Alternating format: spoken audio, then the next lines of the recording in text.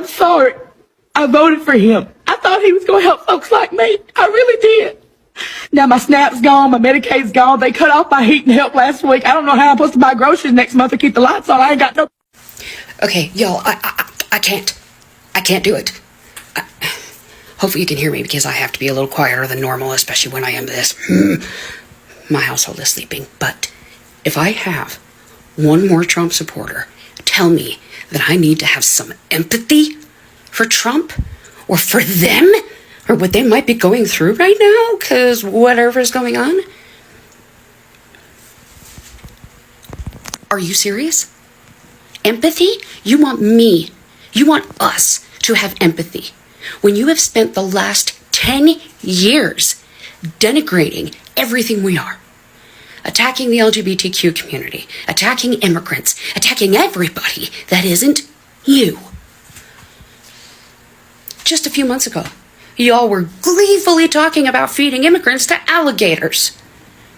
You sit here and laugh about people being separated from one another because they're criminals. So is Donald Trump. He has called me because I voted for Democrats. I'm a leftist. I'm those people he talks about. He has called me vermin. He has said that I have been poisoning the blood of this country. He has called me the enemy within this country that I love with every fiber of my being. So fuck you. You're not getting one bit of goddamn empathy from me. I don't wish him harm, but I don't give one flying fuck if he goes. And no empathy. You know how I know the Orange Clown is losing his MAGA cult? Because they did not obey his latest talking point. Now, we all know that MAGA is the most brainless, obedient, bootlicking cult in the entire world. And they get a lot of their energy and their sense of community from their dumb little mantras, their little slogans that the Orange Clown tells them to repeat. And we've all heard the big ones, right? It's like, lock her up, drain the swamp, make America great again. These are just like nonsense phrases. They don't mean anything. And most importantly, they don't ever come true, but it doesn't matter to the cult because they enjoy saying them because at the core of them, the seed of them is the idea that somebody else is getting hurt. And the latest one that the Orange Clown and his cabinet of freaks tried to sell to the cult was, remember, short-term pain for long-term gain. Now, the Orange Clown said that over and over again, and all of his little goons went out and said it all over the place, all over Fox News, all over Twitter. And here's the thing. It didn't really work. It didn't really catch on. Now, this was right at the beginning of the tariff insanity. And at the beginning, you know, a few of the cult members tried to be good little soldiers. And they went out and they made videos repeating it. And a few of them would spam it in the comments and, you know, well, blah, blah, blah.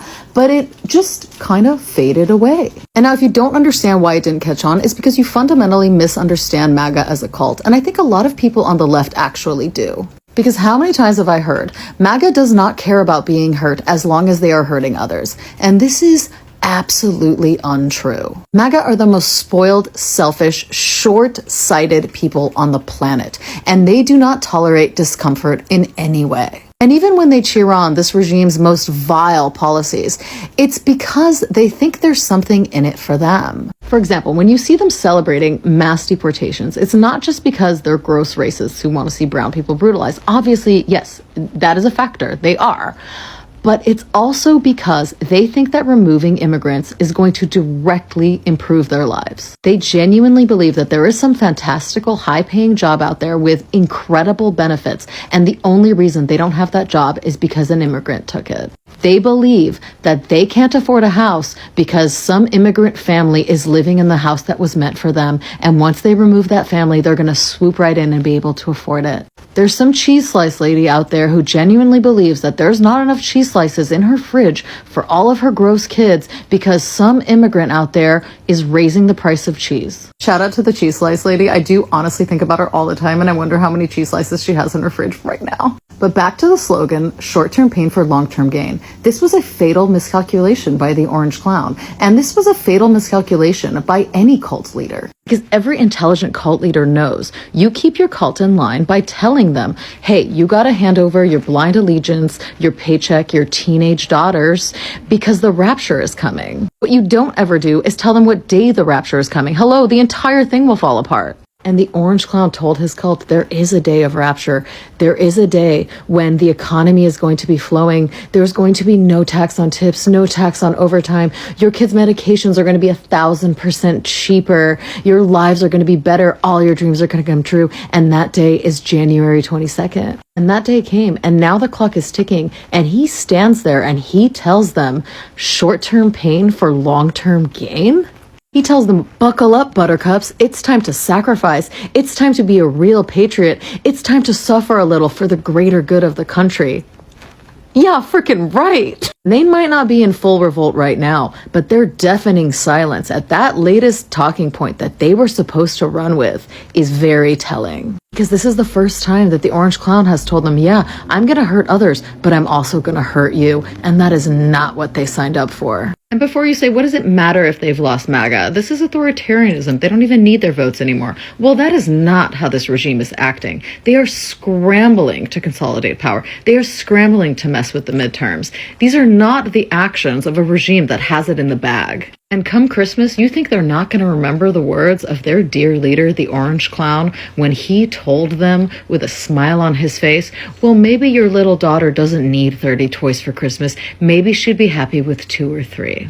I don't think so. Do you? County, I know we're not Kerrville. I know we're not San Angelo or San Antonio. But hell, we're human beings. Help us. Now, we all feel compassion for what's happening in Texas, right? We all feel that. However, isn't this you? Step up on your video this morning. Just couldn't help out the But I'm gonna have to do that. We're not gonna help out anybody. Y'all been living on food stamps, EBT, Section 8 housing your entire freaking life. And what about this? What you gonna do, crybaby? With alligator I want alligator Alcatraz first if I want to. And what you gonna do? You see, this is just the hypocrisy of MAGA Trump supporters. You want compassion for yourselves, but you have no compassion for anybody else. And I've seen quite a few right-wing MAGA supporters saying, how dare you make this issue political? How dare you say that this is what you voted for? I've seen tons of them. So let's just clear something up. First of all, we're not saying that we are happy that this happened to anybody. We're not saying that, but we are pointing out the fact that you did vote for this, that you supported it. You just didn't support it when it happens directly to you. I would like to think that maybe now you'll wake up and have compassion for others and realize that the person you voted for doesn't care about you. But I'm going to go out on a limb and say there is no growth within your party. All my love. You know what's happening right now? A lot of people are starting to realize that political slogans are easy. But reality is different. During every election, politicians make big promises. They say they will fix the economy. They say they will protect jobs. They say life will become better for ordinary people. And people believe them. Because when families are struggling, when prices are rising, when people are angry or frustrated, they want hope. But after elections are over, reality starts hitting differently. Suddenly people notice higher costs, more division, more stress, more arguments between citizens.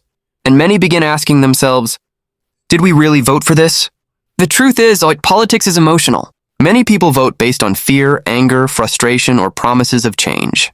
But sometimes the same people later feel disappointed when policies start affecting their own daily lives. And that's when the conversation changes. Now people want empathy. Now people want support. Now people want leaders to listen. But maybe the biggest lesson here is this. Before supporting any political movement, people should think beyond slogans. Think about workers. Think about immigrants who do difficult jobs. Think about small business owners. Think about families trying to survive paycheck to paycheck. Because government decisions don't only affect one group. They affect everyone. The economy affects everyone. Inflation affects everyone. Visa rules affect families. Trade policies affect businesses. And political division affects society as a whole. This is why many people today are becoming more critical. They are asking harder questions. They are paying more attention, not because they hate their country, but because they want accountability. And no matter which political side someone supports, one thing should always matter. Truth over propaganda, reality over slogans, people over politics. At the end of the day, ordinary citizens are the ones who face the consequences of political decisions, not the powerful elites. Not the people making money from controversy online, the everyday people. So maybe it's time for voters everywhere to stop blindly following politicians and start thinking carefully about long-term consequences. Because every vote shapes the future, and once that future arrives, everyone has to live in it. If politicians fail the people must start asking tougher questions.